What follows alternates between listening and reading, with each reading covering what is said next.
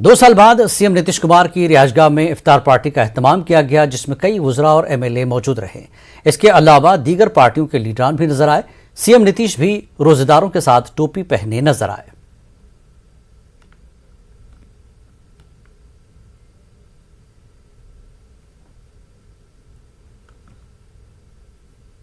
और अब आप देखिए क्रिप्टो की समझ। हमें दीजिए इजाजत। आदाब।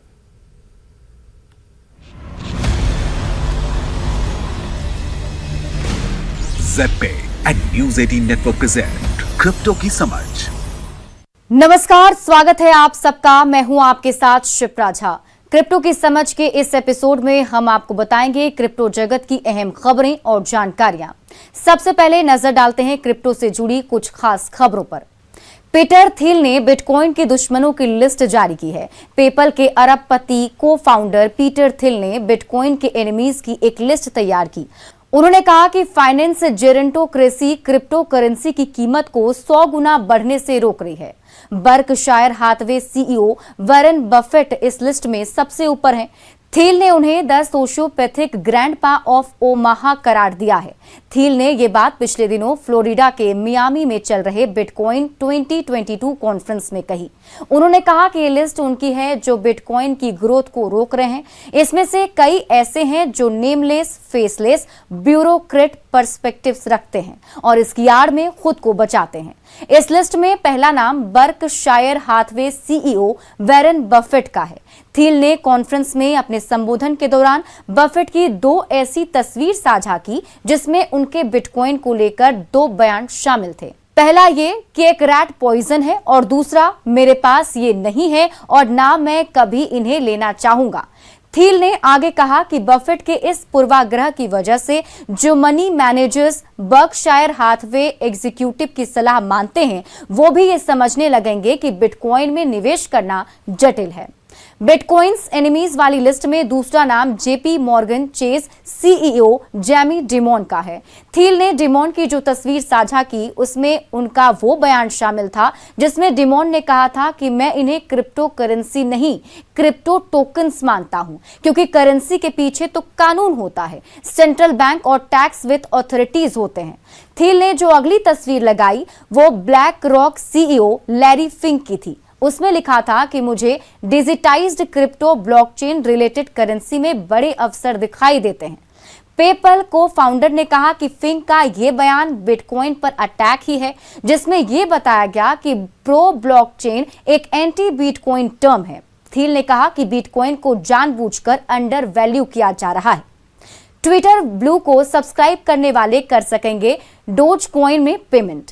इलॉन मस्क, टेस्ला और स्पेस एक्स के अरबपति सीईओ ने खुलासा किया कि उनके पास ट्विटर का 9.2% मालिकाना हक है। वो एक प्रोलिफिक ट्विटर यूजर हैं जिनके ट्वीट्स अक्सर मार्केट को इन्फ्लुएंस करते हैं। उन्हें पिछले दिनों ट्विटर के बोर्ड ऑफ डायरेक्टर्स में शामिल किया गया। इस दौरान उन्होंने कहा कि आने वाले महीनों में ट्विटर में कुछ सिग्निफिकेंट इंप्रूवमेंट्स लाने की पूरी कोशिश करेंगे। बता दें कि पिछले साल जून में लॉन्च किया गया ट्विटर ब्लू इस सोशल मीडिया दिग्गज का पहला सब्सक्रिप्शन सर्विस है जिसके जरिए लोग पेमेंट कर स्पेशल फीचर्स का फायदा उठा सकते हैं। इनमें से कुछ फीचर्स हैं undo tweet features, customize Twitter app icons और बुकमार्क ऐड करने का फीचर।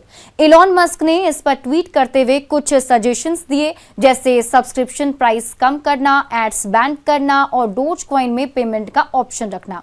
सीएनबीसी ने इस पर ट्विटर की राय जाननी चाहिए पर अभी तक ट्विटर ने इस पर कोई कमेंट नहीं किया है। कार्डानो कम्युनिटी स्टडी ग्रोथ और सिस्टम एनहांसमेंट पर कर रही है फोकस। हाइड्रा अपग्रेड के चलते अब कार्डानो कम्युनिटी स्टडी ग्रोथ और सिस्टम एनहांसमेंट पर फोकस कर रही है। कार्डानो फिलहाल बैशो फेस में है जहां उसका गोल डिसेंट्रलाइज्ड एप्लीकेशन के ग्रोथ को समर्थन और बढ़ावा देने के लिए एक ऑप्टिमाइज्ड इकोसिस्टम बनाना है। कार्डानो ने अच्छा प्रदर्शन करते हुए अब तक लगभग 1000 प्रोजेक्ट्स पर काम चालू कर दिया है। NFT प्रोजेक्ट्स में 47.9% के साथ इस वक्त कार्डानो पर एक्टिविटीज पीक पर है। इसकी वजह यह है कि क्रिएटर्स और यूजर्स ब्लॉकचेन के अच्छे परफॉर्मेंस की उम्मीद कर रहे हैं। जैसे जैसे ज्यादा से ज्यादा यूजर्स ब्लॉकचेन के बीच इंटरऑपरेबिलिटी वाले प्रोजेक्ट्स की ओर आकर्षित हो रहे हैं, कार्डानो भी खुद को ज्यादा सक्षम बनाने में लगा हुआ है। इस साल की शुरुआत में KEVM प्रोग्राम शुरू करने के बाद कार्डानो पहले से ही क्रॉस चेन कंपैटिबिलिटी में शामिल हो चुका है। ग्लोबल लेंडिंग इंडस्ट्री मार्केट का आकार 2028 तक $26.08 बिलियन तक पहुंचने का अनुमान है। हाल ही की एक रिपोर्ट के अनुसार 2021 से 2028 तक 24% की CAGR दर्ज करते हुए कार्डानो भी सुपर सक्सेस का स्वाद चखने के लिए तैयार है। डिसेंट्रलाइज्ड एक्सचेंज ने कार्डानो नेटवर्क पर भी ऑपरेशंस शुरू किए हैं, जिससे ब्लॉकचेन के जरिए लाखों डॉलर मूल्य की लिक्विडिटी का फ्लो हो सके। ये ग्रोथ ADA के TVL में देखी जा सकती है, जिसकी वैल्यू फिलहाल $299 मिलियन है, जिसमें अधिकांश लिक्विडिटी DEXS में है। क्रिप्टो की समझ के आज के एपिसोड में फिलहाल इतना ही। उम्मीद करते हैं कि ये जानकारी और खबरें आपको एक बेहतर क्रिप्टो निवेशक बनाने में मददगार साबित होगी।